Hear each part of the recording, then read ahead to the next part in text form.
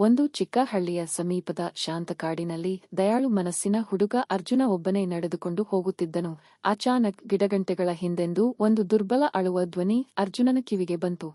ಅರ್ಜುನ ಗಿಡಗಂಟೆಗಳ ಹಿಂದೆ ನೋಡಿದಾಗ ಕಾಲಿಗೆ ಗಾಯಗೊಂಡು ದುಃಖದಿಂದ ಕುಳಿತಿದ್ದ ಒಂದು ಬಡ ಕೋತಿಯನ್ನು ಕಂಡನು. ಕೋತಿಯ ಸ್ಥಿತಿಯನ್ನು ನೋಡಿ ಅರ್ಜುನನ ಹೃದಯ ಕರಗಿತು. ಭಯವಿಲ್ಲದೆ ಸಹಾಯ ಮಾಡಲು ತೀರ್ಮಾನಿಸಿದನು. ಅರ್ಜುನ ತನ್ನ ಬಳಿ ಇದ್ದ ಆಹಾರ ಮತ್ತು ನೀರನ್ನು ಆ ಹಸಿದ ಕೋತಿಗೆ ನೀಡಿದನು. ತನ್ನ ಚೀಲದಲ್ಲಿದ್ದ ಬಟ್ಟೆಯಿಂದ ಅರ್ಜುನ ಕೋತಿಯ ಗಾಯಗೊಂಡ ಕಾಲನ್ನು ಎಚ್ಚರಿಕೆಯಿಂದ ಕಟ್ಟಿದನು. ಸ್ವಲ್ಪ ಸಮಯದ ನಂತರ ಕೋತಿ ಸುಧಾರಿಸಿಕೊಂಡು ಅರ್ಜುನನತ್ತ ಸಂತೋಷದಿಂದ ನಗಿತು. ಕೋತಿ ಕೈಗಳನ್ನು ಜೋಡಿಸಿ ಅರ್ಜುನನಿಗೆ ಕೃತಜ್ಞತೆ ಸಲ್ಲಿಸಿತು.